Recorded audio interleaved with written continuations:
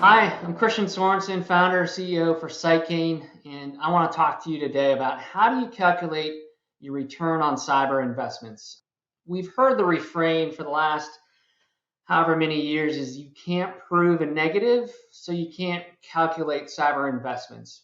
What I'm here to tell you is that with Attack IQ, you can actually go in, prove what's working, prove what's not working, and thereby calculate your cyber investments. So I'm going to use a recipe sort of format today, but before I do, I want to describe to you why it's important. We have a lot of customers that are spending 7 to 8 figures on their security every year. And not only are the attacks being missed, a lot of those investments just aren't being used. There's overlapping controls and solutions that are just not being used. And as a result, not only are we wasting money, but we're also not necessarily protecting the data and the value that that organization needs us to protect. So we think there's a better way to do it, and I think doing ROI calculations is really the way to get in there and make that better and make that happen so that you know that you're effective, you know what you need to invest in more of, as well as what can help make those protections work even better. So that recipe is 6 steps, right? So we'll go through each of these steps, and on the end of that cooking recipe, we're going to get the ROI that everybody can use, and it's going to help really kind of figure out what you need and what can help, and how to make not only your investments on the cyber side work better, but the protections and the risk. Protections go up, risk goes down, and you know what's working and you know what's not working, and have that at your beck and call. Okay, so step one, identify the value at risk, right? So this is fundamental to what an organization is and how it creates value. The internet really changed the game for how organizations can create value, but it's a matter of making sure that you understand what that value is, where it's derived, and then how it can be held at risk, right? So there's 3 categories that we look at, and we show curves here because those can be up for debate. There's some interpretation sometimes of how much value your intellectual property is, what those trade secrets can do. Customer data, depending on the size of compromise, that value can go up or down depending on what customer data is compromised and how much of it is compromised. And the third is really the services that you provide to customers, right? So anytime there's an outage at Amazon or Microsoft or Netflix, that's a big deal to those organizations. So they want to make sure that they're resilient and not degraded in any way, and that they practice against those threats that can change that, right? So that's step one. You have to understand where your crown jewels are, how much value you have at risk, and what that means to the organization. So step two of the recipe is determining how that value can be impacted. Kind of 3 broad categories, and this is where Attack IQ starts to come into play, is data theft, right? So whether it's intellectual property or customer data, health records, etc., the records and data elements, if they're taken away from your company, that can have a material impact to the company as a going concern, or especially the reputation, and then legal ramifications of that. Second is extortion scenarios, right? So ransomware, data blackmail are the major categories in here where that data is placed at risk, and it can be either wiped in the future or unlocked if there's a ransom paid. But you don't want to be in that situation. You want to be able to know that you're protected, know that those different techniques are going to work or not work before you have to experience it for real. And the third is disruption scenarios, right? So denial of service or deletion of your assets, website compromise so your customers can't get access to it. Those are the ways at the end of the day, those impacts that can happen. Now, before any of those impacts happen, as most of you know, looking at MITRE ATT&CK, there's a lot of different techniques that have to come up and be effective for the malicious actors to have success, right? So all of those ways in and ways of getting to that impact are important to look at, understand, assess, and really figure out, are they effective? Are our controls working? And be able to know what that is, right? So step two is really understanding, how are we going to test, right? So if that's step two, step three is testing against those threats and making sure that we focus not just testing everything everywhere, but focus on those techniques that are going to impact you based on step two, and really focus in on your investments, right? So where are your priorities? Where are your crown jewels? Where are you generating value for your business? Where is that data that you're concerned about exist? And then make sure that you're doing it smartly. So you're not testing all techniques, but really what techniques are going to impact you? Where do you need controls because of how your data is situated or how it can be impacted? And then make sure that that scenario of impacts is what you're focused on when you test. So then based on those tests, we really want to measure performance, right? So how is your technology working?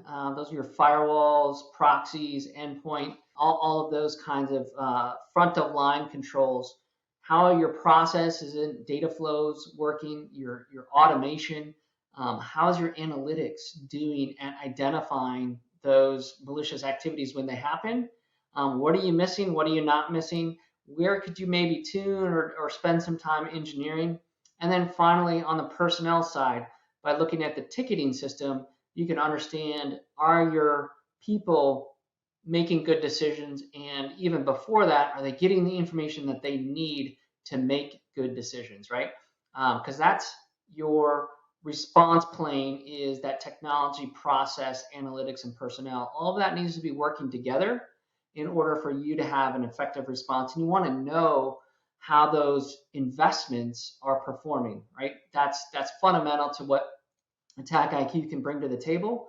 And that's really where we can diagnose problems initially, as well as overlaps eventually, and then be able to make informed decisions on what we need to do with our security program and make sure there's improvements and optimization across that portfolio. And then finally is identify residual risk. And this really leads into the later steps of the recipe. But we want to know not only what's working, but the power of Attack IQ and how we can now calculate ROI is we can see what we're missing by proactively testing in a known way what threat techniques are out there. We can see if we're missing it, which we would not otherwise know except for being able to test it with Attack IQ. So step four is, all right, so now that we've measured those response and measured that performance, we want to look across the portfolio and look at each individual investment to understand what it's contributing, how much risk is each investment reducing, and then how does that compare and contrast across the investment portfolio. So for instance, a lot of our customers are looking at whether they want to insource their SOC or continue to do that, or outsource it to an MDR, right? So that's a calculus that they need to make based on how are those people working, how are they doing, and what are they good at, and then if they're not so good, why and how do we get them there? Oftentimes there's a pretty clear choice that, hey, we just need to add a couple more people, or that we need to outsource, and that outsource activity will reduce cost at the same time increase performance based on how that MDR is able to perform across the same techniques. And then really, as we start to get into the portfolio aspect, we can really look across the different investments to understand what threats each is mitigating and where are there compensating or overlapping controls, right? To understand we've made an investment here and we got more than we needed, right? We got the premium suite when we really only needed the basic, and be able to understand that, to have a follow-on conversation with our vendors to either consolidate or right size those different solutions that make the most sense for our organization, and identify those gaps that are out there still that we can make the right investments. So step 5, identify the residual risk, right? So this is really where we take a step back to really understand, again, going from value to threats that can impact that value to what controls are not working or what threats are not being stopped, to understand we've reduced risk by this much, but we still have a ways to go, right? So we want to understand how those additional threats can impact our business and why those are impacting our business, to really understand what is residual risk, how can it impact our business, and what value is still at risk. So we started off with a big set of value that is our total worth as an organization. Now with this step, we want to really understand how much is left, how likely is it that a threat actor would target us, and how likely is it that if they targeted us, that it would be effective, and then what does that mean in terms of the risk that remains, right? To really understand we have some performance, but we also have some gaps.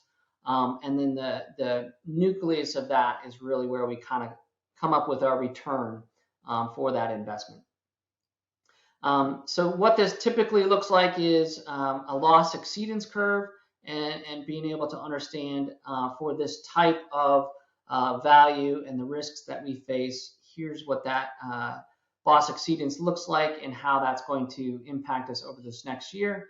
And then really use that to understand how much work do we still need to do, and then compare and contrast not only here's what we have, but here's the investments, the other investments that we might need in order to address this residual risk.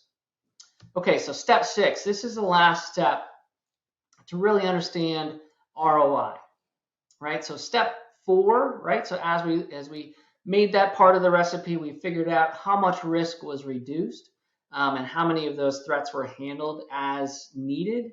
And then step 5 is how many were not handled, how much value is still at risk, and by combining those two to say here's how much goodness we've contributed, here's how much we still have to go, we get return, right? That's return on individual investments, return on overall security portfolio. And then we balance that and divide it by the cost of each investment, right? So we can tell if we have multiple firewalls, which one is actually contributing the most value, not only in performance terms, but also in cost terms. And really, for the first time, bringing that financial aspect into the equation so that organizations can understand what's working, what's not, how much does it cost for us as an organization, and then how does that compare to industry averages, right? Where do we have opportunities? Where do we still need to make investments and have some things figured out in order to make our portfolio not only perform better at stopping risks, but also then really doing it for the least amount of cost, or not necessarily buying extra stuff that buying the controls twice or 3 times when you could buy it once and be protected. That's really kind of the ultimate, especially in this economic environment where people want to get the most bang for the buck, to understand what's working, what's not, and then how do we make those investments return the most amount for the capital that it costs. So at the end of the day, in conclusion, the key takeaway is we now have the data. We can get the data by using Attack IQ, combining that with financial information across our controls and across our investments.